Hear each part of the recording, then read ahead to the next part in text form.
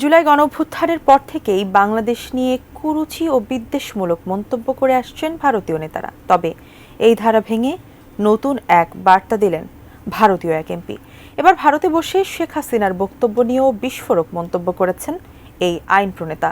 কি বললেন তিনি, বিস্তারিত জানাচ্ছেন শেখ ফরিদ। ছাত্র জনতার তুমুল আন্দোলনের মুখে ভারতে পালিয়ে যান সাবেক প্রধানমন্ত্রী শেখ হাসিনা।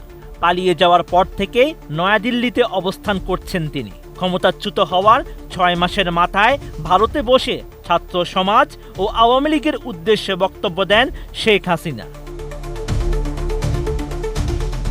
সাবেক এই প্রধানমন্ত্রীর বক্তব্য নিয়ে এবার বিস্ফোরক মন্তব্য করেছেন ভারতের বিরোধী দল কংগ্রেস নেতা শশী থারুর। বলেন, শেখ হাসিনার সাম্প্রতিক বক্তব্য জটিল করে তুলছে। তার করা বিবৃতি নিয়ে নয়াদিল্লি কিছুটা বিব্রত অবস্থায় পড়েছে।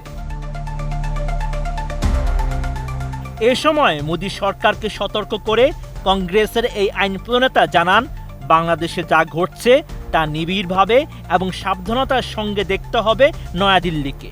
প্রতিবেশী দেশটি ভারতের জন্য বিপজ্জনক হতে পারে। যদি সেখানে প্রতিকূল সরকার ক্ষমতায় আসে, তাহলে ভারত খুব ঝুঁকিপূর্ণ হয়ে উঠতে পারে।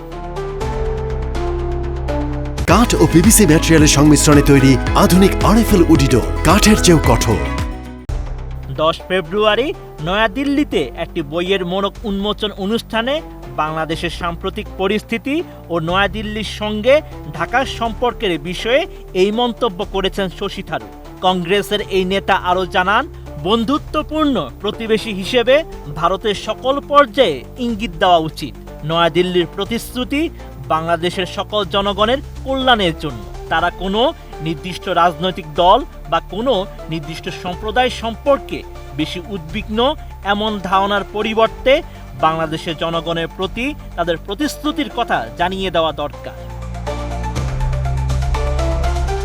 অনুষ্ঠানে উপস্থিত অতিথিদের পক্ষ থেকে বাংলাদেশের বর্তমান পরিস্থিতি ও পাকিস্তানের সঙ্গে সম্পর্ক নিয়ে শশী থারুর কাছে প্রশ্ন করা হয়। এ সময় বাংলাদেশের পরিস্থিতি নিয়ে কংগ্রেসের জ্যেষ্ঠ এই নেতা বলেন, ঢাকায় যা ঘটছে তা মোদী সরকারকে ঘনিষ্ঠভাবে এবং সাবধানতার সঙ্গে দেখতে হবে, কারণ ভারতের ঠিক পাশের দরজায় বাংলাদেশ।